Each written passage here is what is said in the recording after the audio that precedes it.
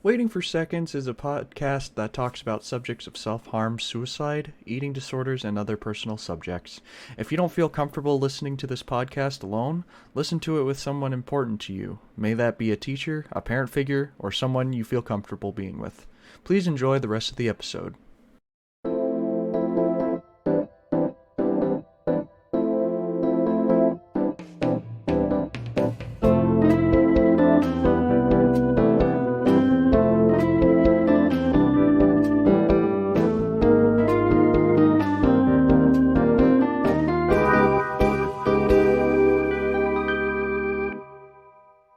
This is Waiting for Seconds, the interview podcast where we meet people, ask them who they are and why they are. I'm Malcolm Outkilt, and I'm here with Shannon Miller. Today we'll be talking with Joe Underhill. Go ahead and introduce yourself. Hi, everybody. My name is Joe Underhill. As they just said, I'm a teacher, vice principal at Auburn Adventist Academy. I've spent some time growing up in the state of Michigan, and then had a little time in the wilderness that was known as Nebraska.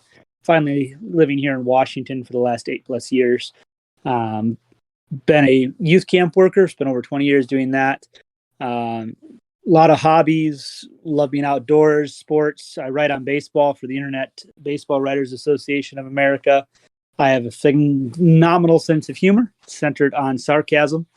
Enjoy playing games, blacksmithing, forging blades. Lots of great stuff. So glad to be here with you guys. Yeah, I'm glad you could make it. I knew Joe. I've known him for quite a while. I first know him as my teacher.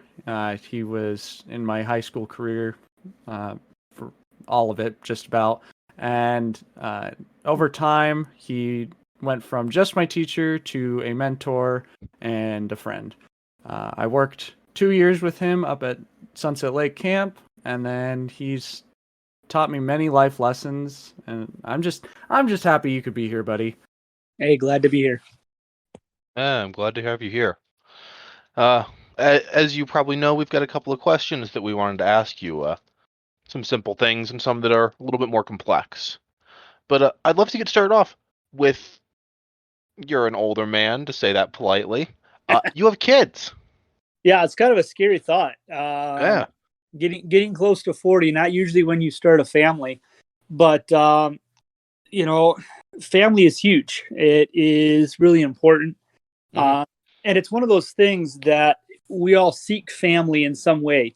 And as Shannon can tell you, I have preached for a long time that we can't choose blood, but we choose family.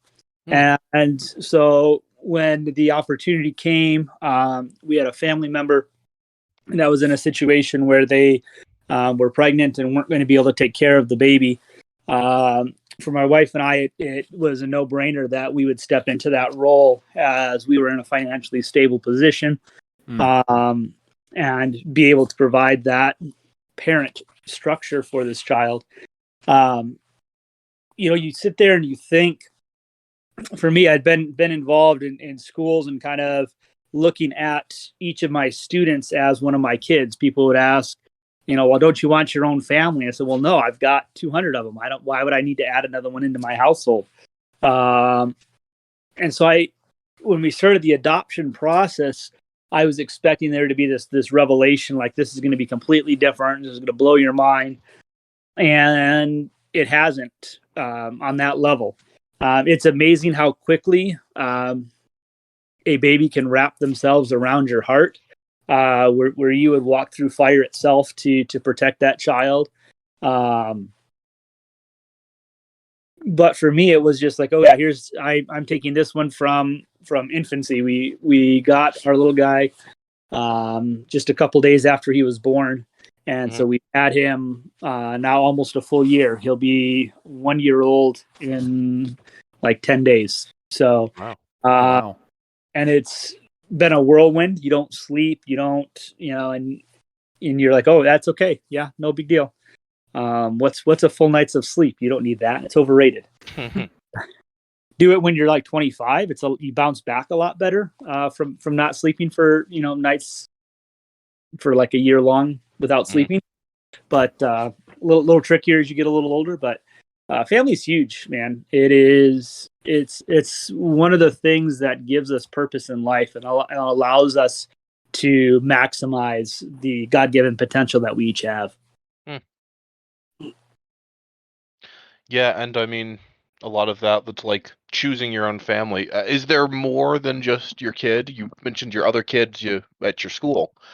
Are Yeah, those, would you call those similar to family? Does that feel like a different connection? for me, it's family. To me, it's all the same. I don't know if you guys have watched the Fast and the Furious series. Mm. Um, Of I course. really, yeah. And Shannon says, of course. Well, I don't know. I don't know. I have to, preface that. Yeah. But Dominic Toretto, there's a space there. He's like, where, he's asked, like, where's all your friends? You don't have any friends. And he goes, I don't have friends. I have family. And it's a group of people. And yeah, his sister is in there, but everybody else is not. Yeah. And they're bound by their experience. They're bound by being where they are within society. And so for me, my job has been, I guess the way I view my job as an educator is to build family and to say you can have that close knit unit. And I guess the other thing you have to ask yourself is what does it mean to have family? What does family mean? And to me, family is that group who's going to have your back, the group who's going to call you out when you're wrong, who's going to have the guts to stand up to you and say you're out of line right now. That's going to be there when things are great, and it's going to be the first to show up when everything has gone absolutely as bad as possible. And it's not going to matter. They're going to be there no matter what.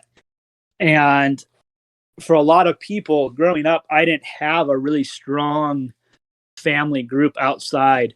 My dad wasn't real involved in my childhood. My mom and I clashed on a lot of levels. There was multiple years between my brother and I, so that we weren't close, growing up. And so you had to look elsewhere to find that. And in our world, you see the gang life and you ask, why do people want to go and join a gang? Because a gang becomes family. And it doesn't matter what's going on, they'll bleed for you. They're ready to go and die for you. And well, that's kind of what we all want. The military creates that bond as you go through training, through boot camp and through your specialized training, and you become this cohesive unit where it doesn't matter if you agree with that person next to you, what their ethics are, what their morals are, what their religion is, what their orientation is. When you're in that foxhole with that person, it doesn't matter. They're going to jump on the grenade for you, and you're going to jump on the grenade for them, because you've become a unit. You've become that familial, have that familial tie. And so, as I've worked in schools and I've worked camp over the years, for me, it's if somebody is looking for that and wants to vest into a family, then they're welcome to come in. There's no blocks to that. Anybody is welcome. That's the way I look at it. And if you want to be in, you're in. And so I've got a number of former students. I have some current students who have said, yeah, no, we want to be in that family. We want to be connected there. And that door is always open for those people. And so I'd have to actually sit and count. I haven't done that. But there's probably about 6 or 7 kids to this point. I call them kids, and none of them are kids anymore. They're all adults. A number of them are done with college or are in that age bracket now. But it's still mom and dad, even though they have biological parents.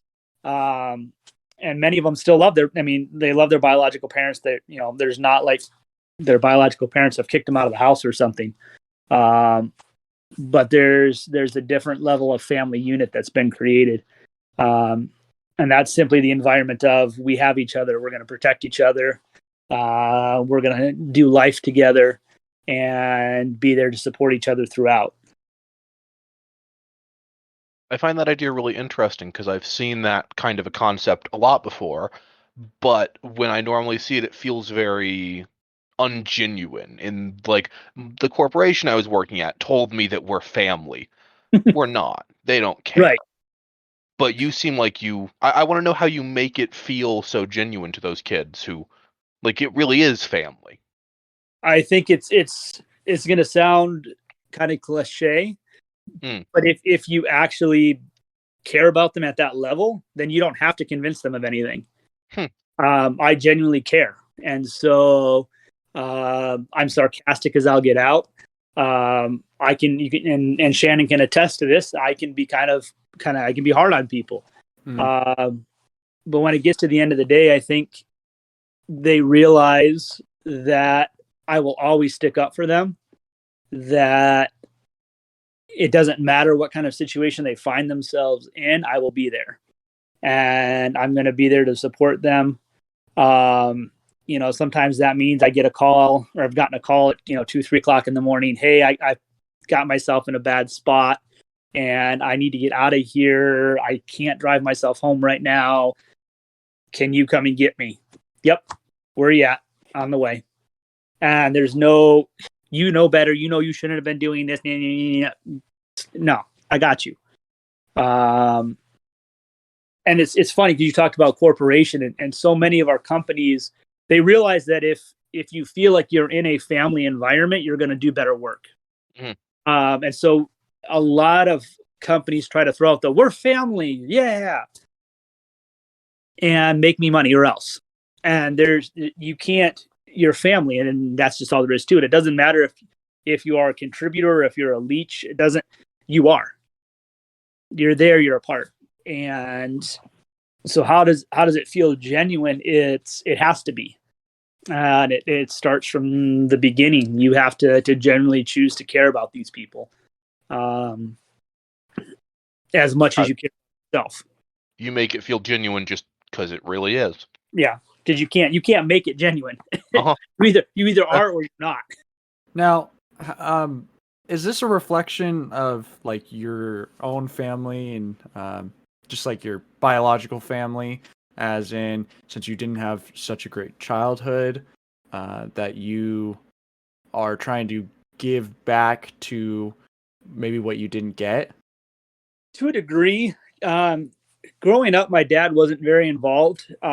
Right. He had grown up with an alcoholic and abusive father. And so my dad worked very hard to ensure that we had everything we needed as a family. But I think he was almost afraid to invest in too much because he was afraid of doing what his dad did, and he didn't want to do that. And so he didn't have a role model to look at and say, okay, this is how you're supposed to be a dad. He cared very deeply, and I realize that now as a almost 40-year-old. I didn't as a 10-year-old. The extended family is messy, I think would be the nice way to put it. And so never close with any of the aunts or uncles or grandparents. One grandparent died when I was 10. She had cancer, and so she died early. That was the one who had been most involved in our family life. And so there really wasn't anything outside of our own little, nuclear niche. And I don't think, I guess for me, I have a very broad, when it comes to family, it's significantly bigger than just that one small unit. And so I have tried to, as a kid, I needed other people to step in. And I was very fortunate to have a number of individuals who kind of stepped into that parenting role model, mentor, and to give me guidance as I moved through my adolescence and into early adulthood. And so as I work in the school, work at camp, if I can be that kind of a role model for somebody else, that's what I'd love to do. So my experiences as a kid definitely contribute to the way I view life moving forward and the way I, and it's, there's always the conversation about nature versus nurture. And I think that we can play the victim with nature and nurture. And it's not one or the other necessarily. It's how you respond to those things. And we each have that opportunity to respond. And how we respond is what is going to shape us. That's interesting. Put aside the formation of oneself via those and be who you want to be. Is that a fair way to put it? I think, yeah, part of it is be who you want to be. It's be intentional about the different experiences. You know, we're hardwired, and that's a personal belief that we're hardwired for family. Okay. We are hardwired to want somebody else to experience and journey life with us. And not just on like a romantic level, but just on we want to have somebody to journey life with, do life with. We're social critters. And so that's a nature element, right? We don't have any, we're just, that's kind of seems to be relatively innate. And we can become just a slave and say, well, and just throw ourselves at any person who's willing to, you know, give us the time of day and put ourselves in bad situation after bad situation. And well, nature says I have to have people around me, so I'm just going to find somebody. Or nurture says, well, you know, I grew up in an abusive family, so I have to become abusive. And you get to the opportunity to be a cycle breaker, and that's what my dad was. My dad was a cycle breaker. He broke a cycle of physical abuse within a family, and he wasn't. And so I get the opportunity as a dad to take the next step. I get to be present and be intentional in how I'm involved in my son's life. Because my dad broke the cycle. So I don't have to break a cycle now. I get to create a cycle that becomes a positive thing. Nurture would say, well, he should have just been an alcoholic abuser like his dad was. Well, we have that opportunity. Those, both nature and nurture, greatly impact how we experience life. But to just simply say, well, I can't do anything about it, I'm just the ship out on the sea being thrown around, I don't buy that. I think we have a rudder in life, and we can use those things, that nature and nurture, to become the people we want to be. And there are some things that can make it more challenging, but it's how we choose to respond to the nature and the nurture rather than just nature and nurture itself that dictate where we go. I think that makes a lot of sense. That's a very well thought out worldview and thoughts on nature and nurture. But I want to ask, and maybe this is a little bit of a strange question, but how did you, obviously your father broke the cycle, but was there some point where you realized that he really was breaking the cycle and that he really was loving and caring, even though it never really felt like it when you were a kid? Yeah. So when I was in college, I'm a first generation college graduate. So, you know, you talk about changing cycles. And in education, you have to do a number of psychology classes, child development classes, and stuff like that. Yeah. And so as you're going through those, you kind of sit there and you're like, oh, I wonder how does this apply in what I've experienced? How does this apply in what I've experienced? And you get some of those aha moments, and you're like, oh, okay, that makes sense. I remember very clearly at the graveside service for my dad's father, so for my grandpa on my dad's side. I was, I think, 17, almost 18 at that point, so almost done with high school.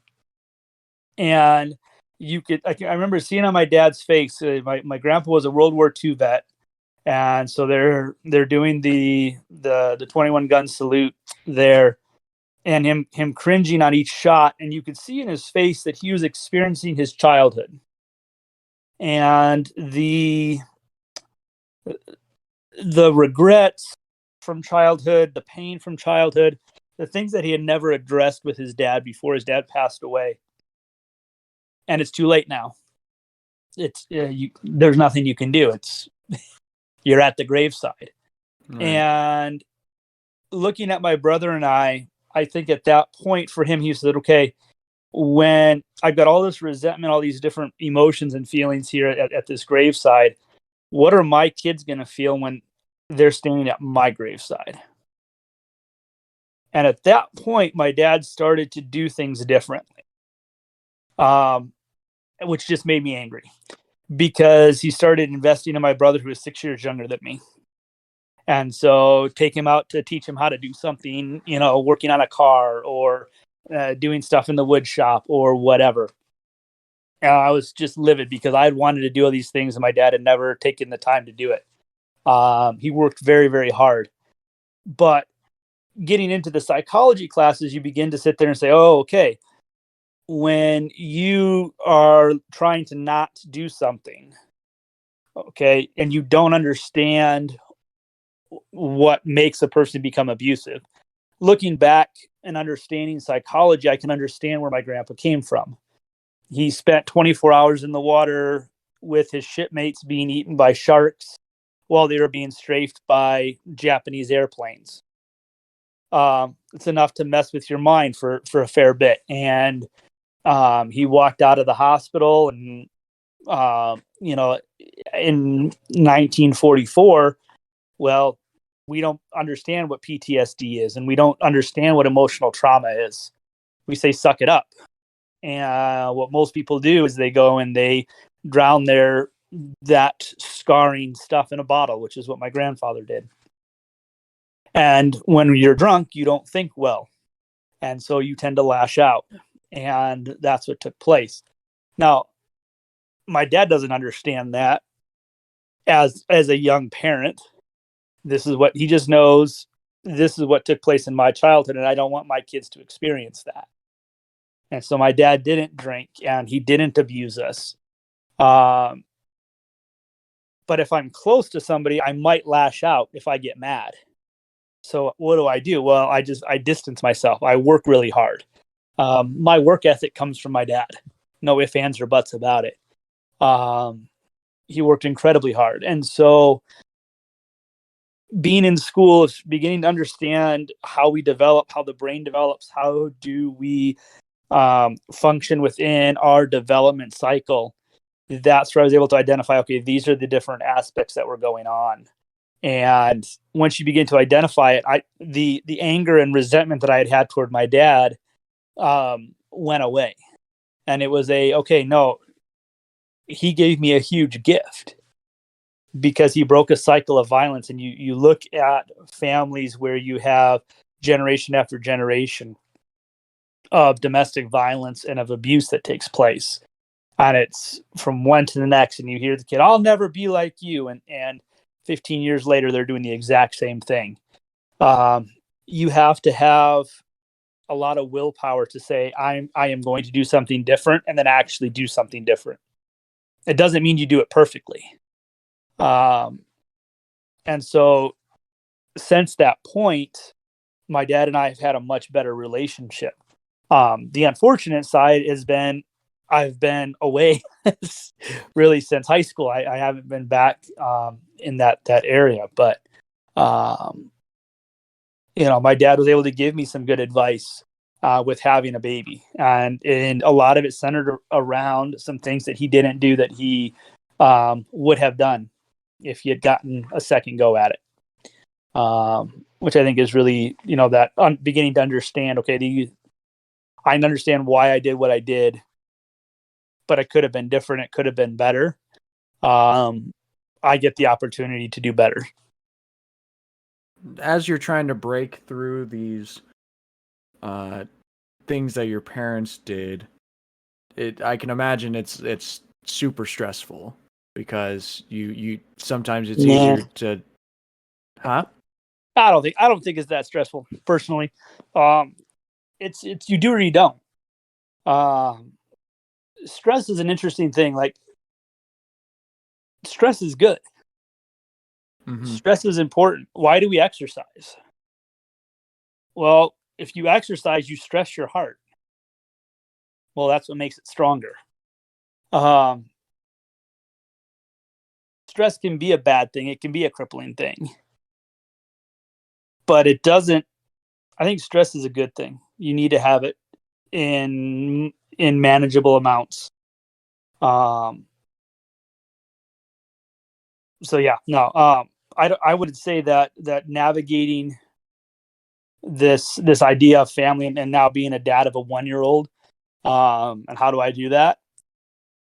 I don't know that I would say that it's stressful, honestly. It's different. I haven't done this, I haven't played this game before. This is new. I don't have oh yeah, here's the guaranteed method to do, blah, blah, blah. I'm making stuff up left and right, but, I personally don't find it stressful. And I think it's not stressful for me because I've put the entirety of the process in God's hands. And so, somebody had mentioned worldview a little bit earlier, how the family sits with worldview. I look at worldview through that lens with God as well. And God says, "You're all my family."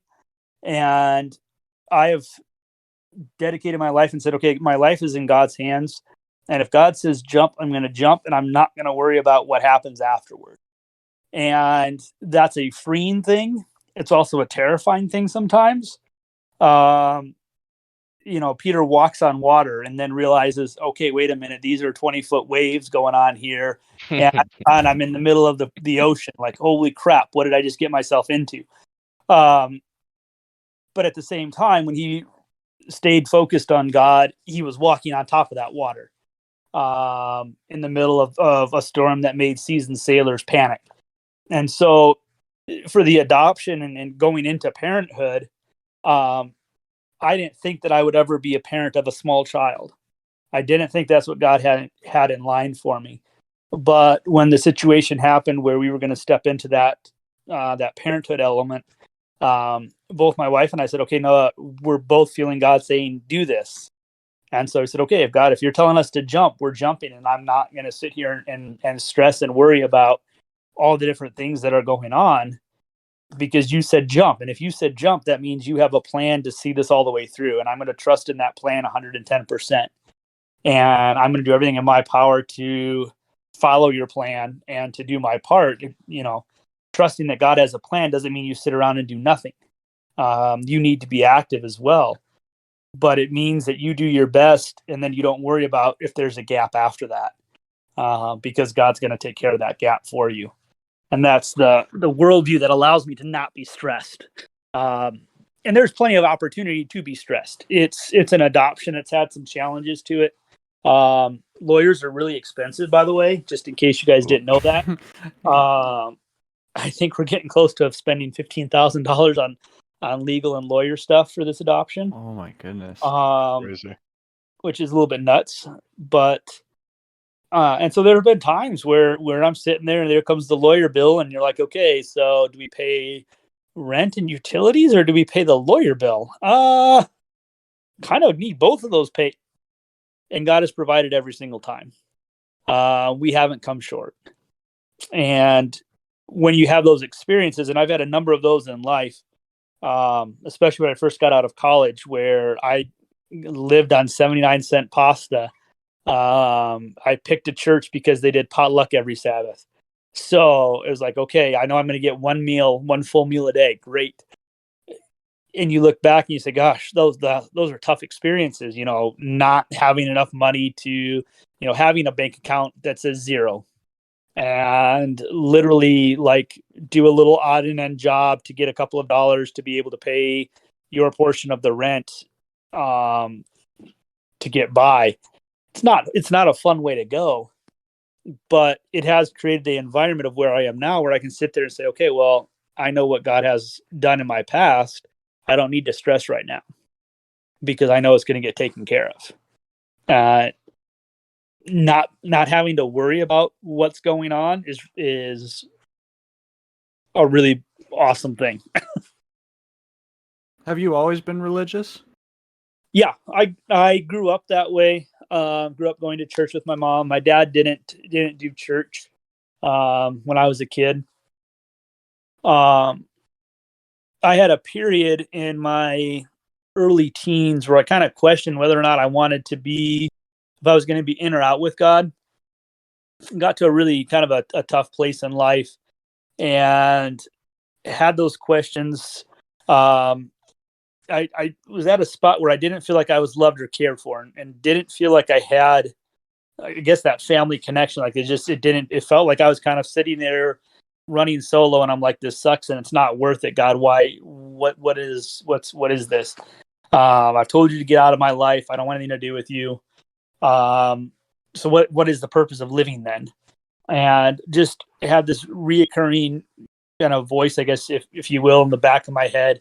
I don't think it was an audible voice. I was at home alone, so who knows? But the voice just said, I've loved you. I always have. I always will. And, asking these questions, why is this way? Why is that this way? And, this isn't fair. And it was just not answering the question, just the statement, I love you. I always have. I always will. And realizing that there's lots of junk that's going to go on in life, but you always have somebody that's there with you who cares about you more than you can imagine. And so that's when I kind of rededicated my journey to God, our journey in life with God. And it's easily the single most important thing that I chose to do in my adolescent life, early high school life. Because otherwise, what's the purpose? Why go through all this stuff? Because there's lots of heartache that you're going to run into in life. There's lots of challenges that you're going to run into in life. And if there's not a bigger purpose for it, that's tough to deal with. Yeah. And this might be a little bit presumptuous, but does it feel like God could be referred to as family for you? 100%. Yeah, I do. That's the way I look at it. It's like the bigger brother. That's there. That's a part of it. People talk about prayer life, and I think some have this, like vision in their mind, like, okay, I need to kneel down and close my eyes and fold my hands and this whole written ritual routine. And that's not the way I go about prayer. Prayer is a daily conversation. It's an ongoing conversation. In today's world, when I grew up, we didn't have smartphones and all that other stuff. So, in today, I mean, it's how many of us have, chat conversations going on with friends throughout a day? Probably just about everybody does, where you're sending text messages and or Snapchats or Instagram messages or whatever. And it's constant. You don't have this, it's not formal. You're not writing formal letters to these people. They're not like, hello, Shannon, I had this question today, or, hi, Malcolm, we don't do this formal stuff in a chat or anything like that. It's just, hey, what did you think of, blah, blah, blah. That's the way I kind of view that communication with God. It's not a formal, I have to follow and check all these boxes to be able to do it. It's just the same thing as sending a quick text message to somebody as you're going through something. Now, from what it sounds like, your worldview is mostly just look at God and see what He's got next for you, correct? Yeah, I think that's definitely a way you could put it. I would say it is a worldview that's driven by belief that God has a purpose and is intimately connected in the outcome of my life, and it is my purpose to try to reach that goal that God has for me. You're not spiritual in any other way besides mostly just Christianity. Correct. Okay. Yeah. I would. I think it's C.S. Lewis says the greatest cause of atheism in the world is Christians who profess with their mouth belief in God. I'm paraphrasing pretty terribly, and then deny Him with their actions. I would definitely say that my worldview is Christian.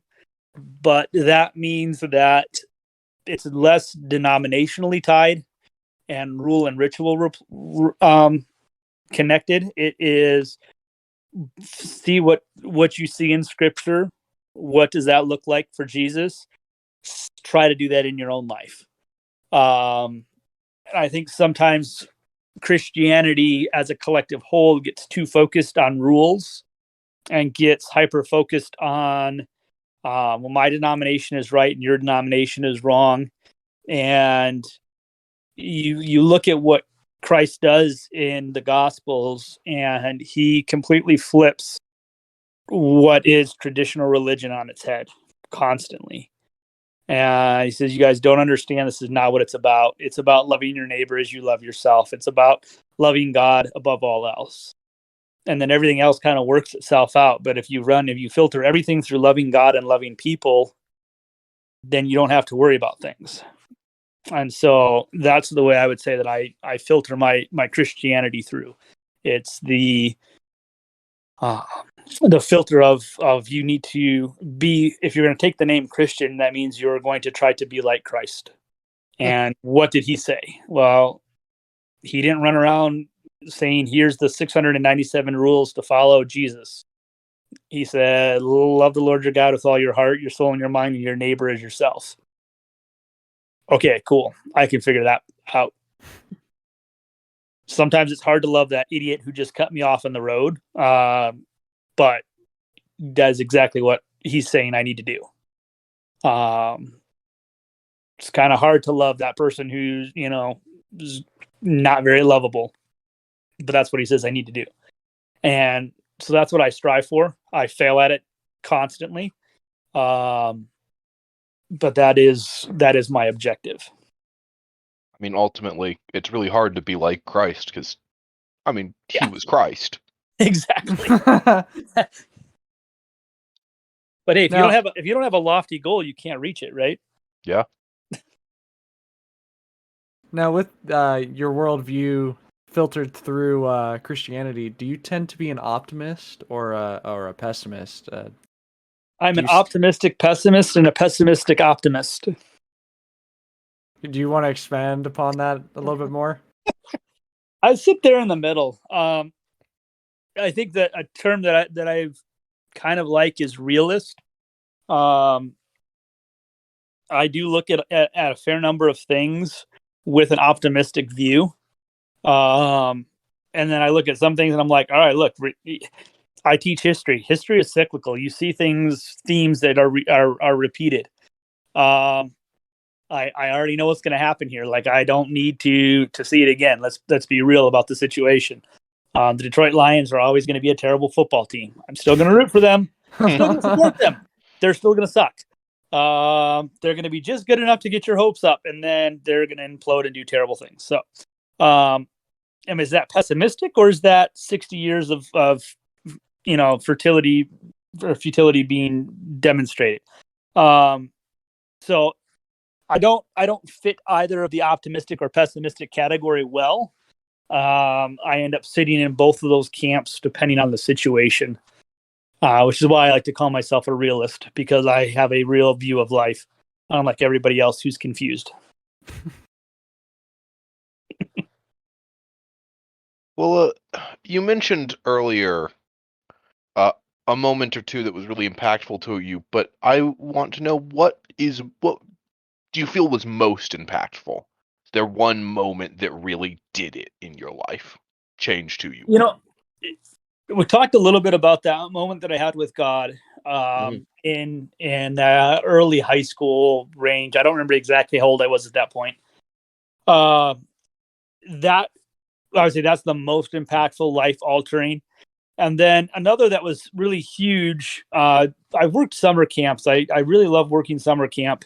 It's a ton of work, but it is super fulfilling and a ton of fun. A lot of the skills that I have picked up in life, I picked up working camp. But I'm doing the full summer for the first time. I had done like 3 or 4 weeks a year or two before, and get to my midsummer review, and I think I'm doing really good. kind of a cocky 19-year-old at this point, just turned 19. And my boss, who's doing my midsummer evaluation, this is all he had to say for me at my midsummer evaluation. Joe, you need to learn how to shut up. I'm like, okay, that's it. Like, dude, like I'm like really good. And he's like, you know a few things, but you need to learn how to shut up and listen to other people because you don't know everything yet. And it was super important for me.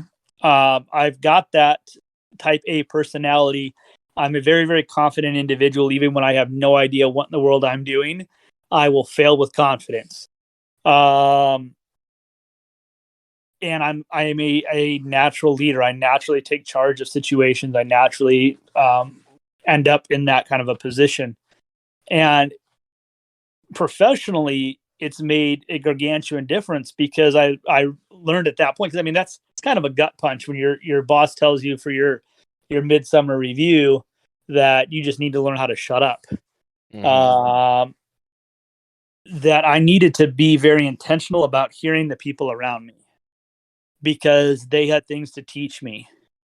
Even if I knew a lot, even if you looked at the grand scope and said, okay, well, I actually know more than this person does.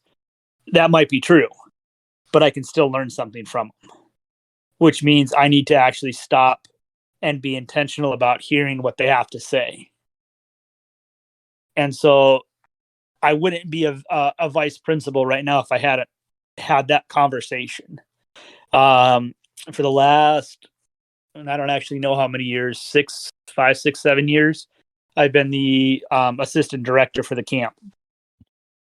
I wouldn't be in that role if 20 years ago, Scott Baker didn't tell me, Joe, you need to learn how to shut up.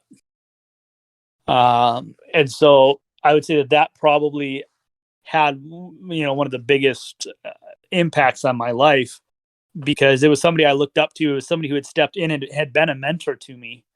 And I had known for quite a while before this point. I had known him for almost 6 or 7 years. And so he'd kind of stepped into that father mentor role. And so hearing that from him, like, okay, well, what does that mean now? It's had a huge impact on my life.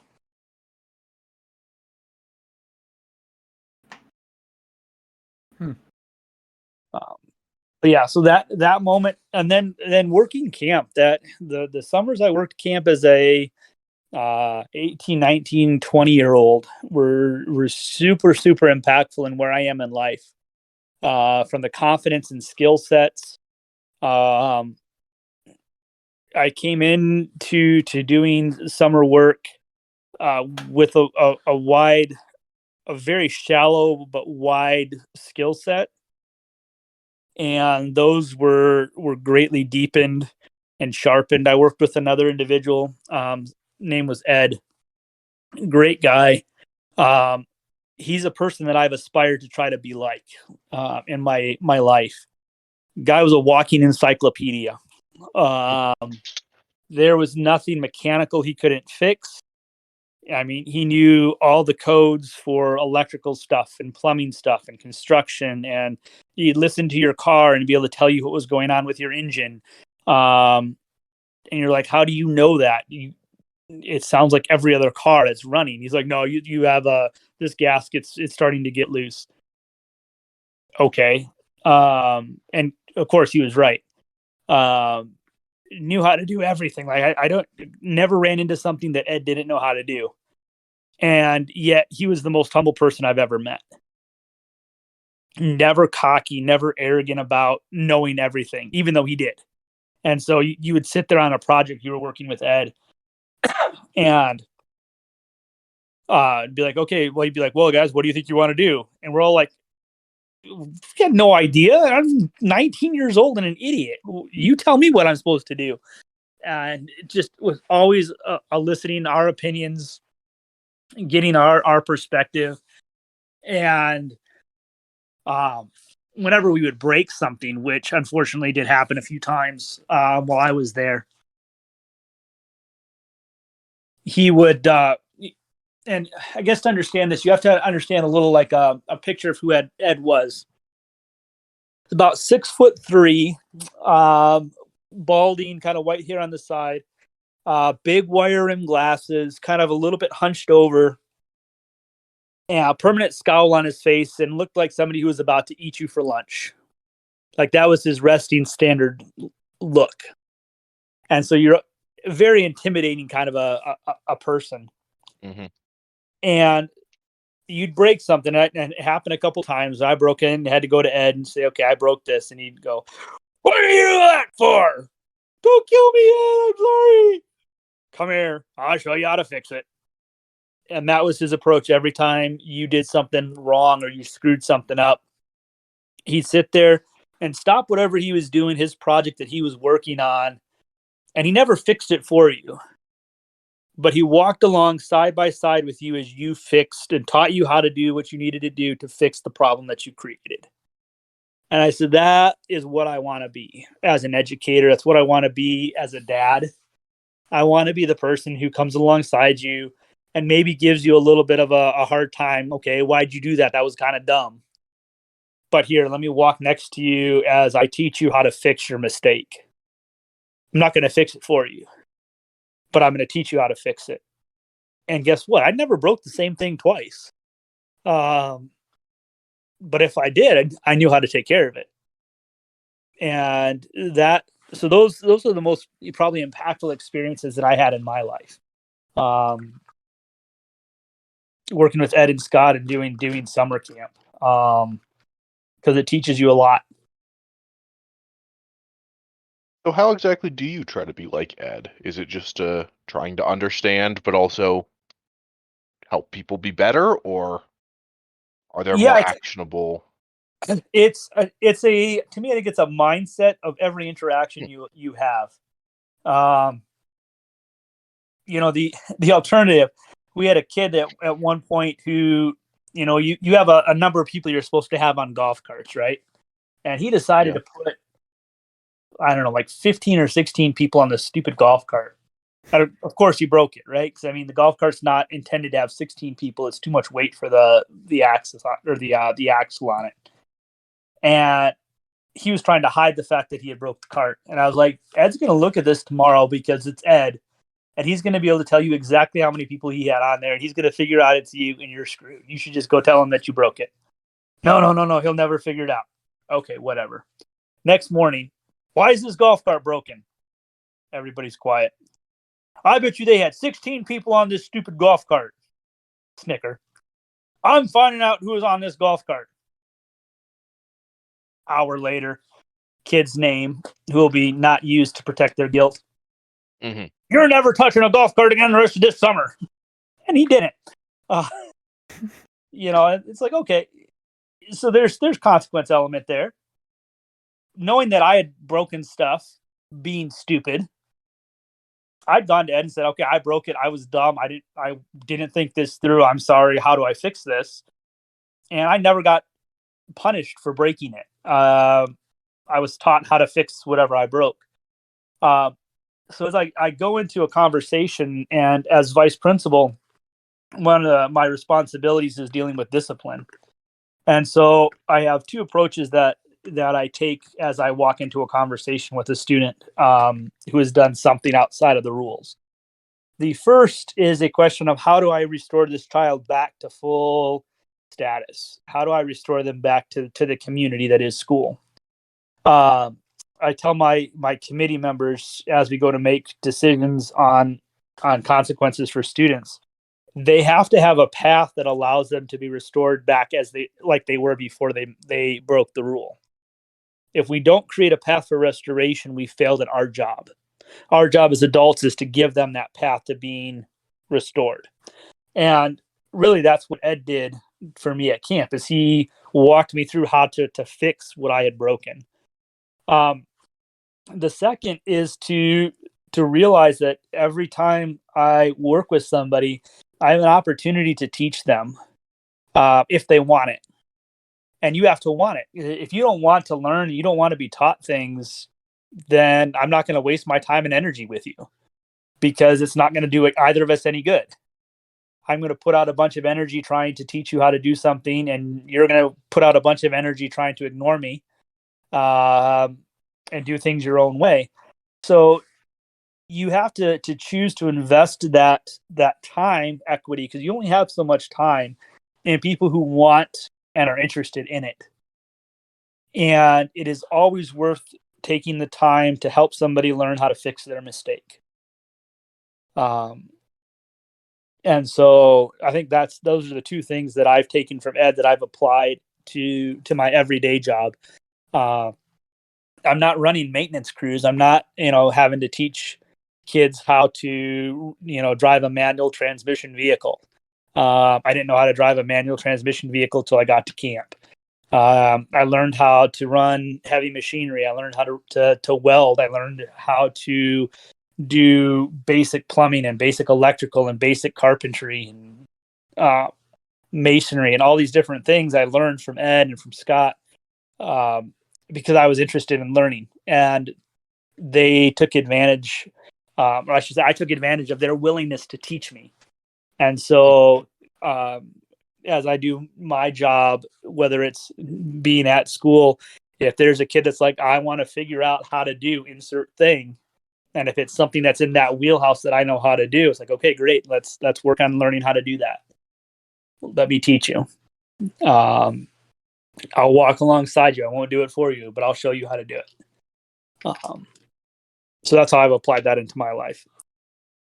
I might be moving to a different question, but now you've moved around a lot, different jobs and different camps that you've worked at. What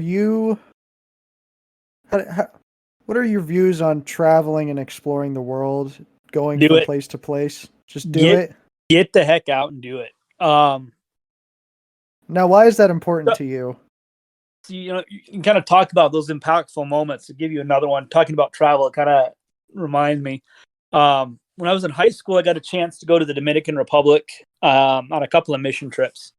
We did dental, optical, and medical clinics in the rural parts of the Dominican Republic. We were on the Haitian border. Got to step into Haiti kind of illegally, jumping across the river and back and forth, which is kind of fun. But you learn international travel is immensely important because it gives you an understanding that we are living, the world is much bigger than what's in your backyard. I grew up in middle of nowhere, Michigan, about an hour and a half north of Detroit, and out in the middle of nowhere, swamps all around our house.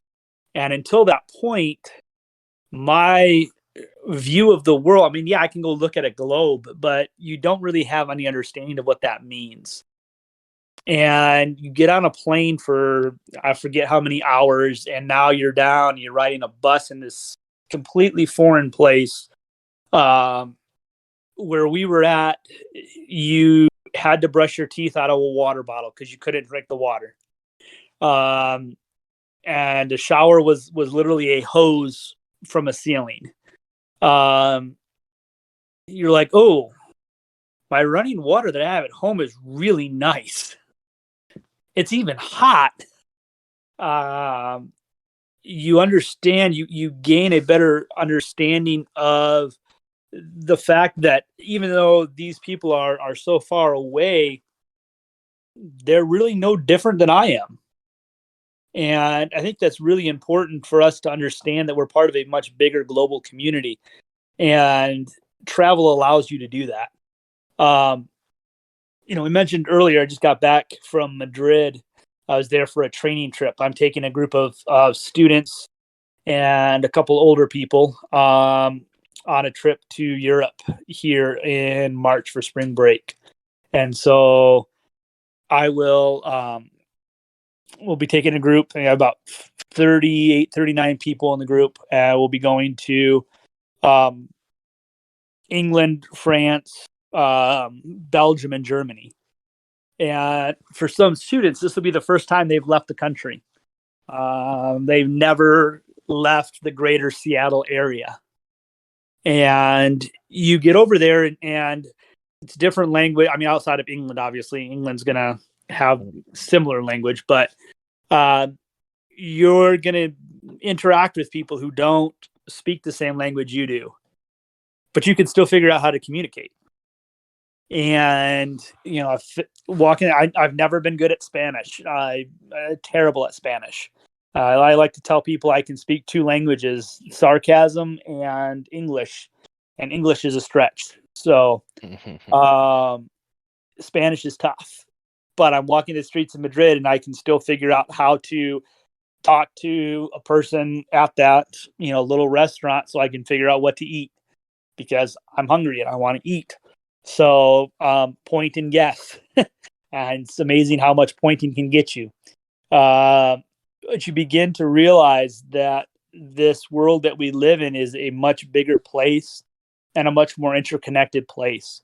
There's so much more that is similar that we have in common than not. And so I think when we understand that, it allows us to better interact with other people. I think it allows us to become more compassionate when we've had the opportunity to travel and to see other ways of life. To recognize that there is no one way. There is no, quote, right way to live. There is no one right political system.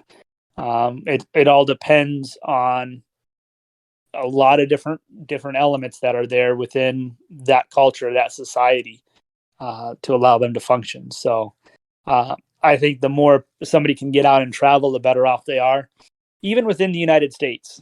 I said I grew up in Michigan. I lived in Lincoln, Nebraska for 6 years. And then I've lived out here in Washington for now about 8 years.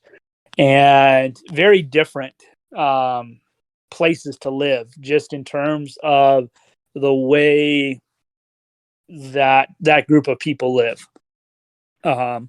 Nebraska is incredibly open. Just some of the most friendly people that I've met. Washington has been a place where when we first got here, it was not cold, but people were very hesitant to want to get to know you. And once you kind of, oh yeah, you've been here for a long time. Okay, now we'll start to get to know you. And each region of the United States is very different in that kind of feeling and that regional culture, if you will. And so traveling across the U.S., I would tell you to do it in a heartbeat. If you can travel internationally, you should absolutely take every opportunity you can to do that. Educational trips have allowed me to spend time in Greece, to spend time in Italy, to spend time in Peru, Dominican Republic, Haiti, Madrid, most recently. And each of those experiences, you come away with a better understanding of the world that we live in. Here's the advice I give to anybody who's listening to this. Love life without regret. Take advantage of the opportunity to get to know people, to experience things that are outside of your normal comfort zone. Understand that your family doesn't have to be restricted to a set of rules. Live fearlessly. And go have fun in life. And I think that's a great way to end this out. Thank you so Yeah. much for coming on. It was amazing. Yeah, thanks for the time, guys. I enjoyed thank chatting with you. Well, before we do the final send off, I want to thank two people, of course. Nadia Diaz, who did our podcast cover art. Her Instagram is at Arthead Creations, no space, no capitals. That is at Arthead Creations on Instagram, and the link will be in the description.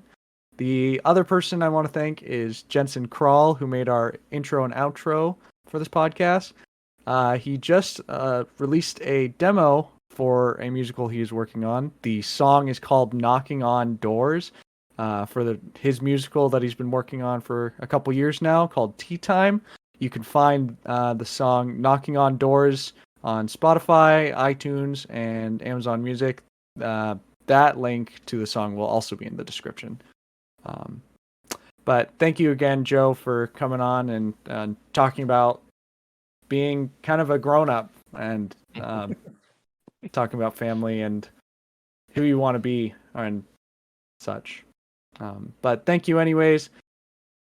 Thank you everybody for listening to Waiting for Seconds. We will see you on the next one. Take care. See you next time. Have a good one.